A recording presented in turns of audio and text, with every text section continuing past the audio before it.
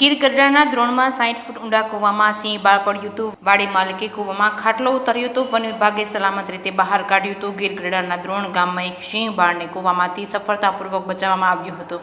ઘનશ્યામભાઈ પ્રાગજીભાઈ ઠુમ્મરની વાડીની આસપાસ 2 સિંહ તેમજ તેમના 3 બાળકોનો વસવાટ છે. આજે 1 વર્ષથી નાની ઉંમરનું માદા સિંહ બાળ રમતા રમતા વાડીના ખુલ્લા કૂવામાં પડી ગયું હતું. વાડી માલિક ઘનશ્યામભાઈને જાણ થતાં તેમણે તાત્કાલિક પગલાં લીધા હતા. તેમણે એક ખાટલામાં દોરી બાંધી કૂવામાં ઉતર્યા હતા અને જેના પર સિંહ બાળ બેસી ગયું હતું. ઘટનાના સમયે 2 સિંહ અને 2 સિંહ બાળ પણ આસપાસ જોવા મળ્યા હતા. સરપંચ ચોરુભાઈ મકવાણાને જાણ કરવામાં આવી હતી. તેમણે તરત જ જસાધાર વન વિભાગના આરએફઓ એલબી ભરવાડને સૂચિત કર્યા હતા. વન વિભાગની રેસ્ક્યુ ટીમે સ્થળ પર પહોંચી સિંહ બાળને સલામત રીતે બહાર કાઢવામાં આવ્યું. તેને તપાસ માટે એનિમલ કેર સેન્ટર લઈ જવામાં આવ્યું હતું. આરએફઓએ જણાવ્યું હતું કે પ્રાથમિક તપાસ બાદ સિંહ બાળને રાત્રિ સુધીમાં જૂથમાં મુક્ત કરવામાં આવશે. હાલમાં સિંહ બાળના જૂથની સિંહો વાડીની આસપાસ જોવા મળી રહ્યા છે.